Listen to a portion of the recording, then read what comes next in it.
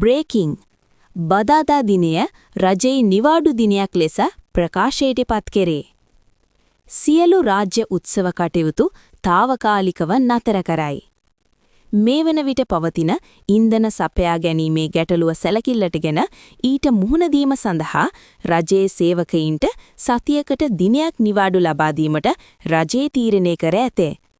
ඒ අනුව රජයේ සේවකයින්ට එළඹෙන බදාදා 18 සිට සෑම සතියකම බදාදා දිනවල නිවාඩු ලබා දීමට රජය තීරණය කර තිබේ.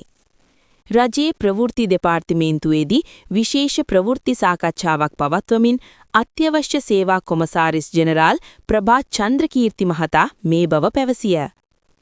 අනකුත් වැඩ කරන සතියේ දින 4කදී කොපමණ සේවකයින් ප්‍රමාණයක් සේවා ස්ථානයට ගෙන්වා ගැනීමට අවශ්‍යද යන්න සම්බන්ධයෙන් අවශ්‍ය තීරණය ගැනීමට රාජ්‍ය ආයතන ප්‍රධානීන්ට අවසර ලබා දී ඇත. මේ අතර සියලු රාජ්‍ය උත්සව කටයුතු తాවකාලිකව නවතා දැමීමට රජය තීරණය කර ඇති බවද කොමසාරිස් ජෙනරාල් ප්‍රභා චන්ද්‍රකීර්ති මහතා සඳහන් කරයි.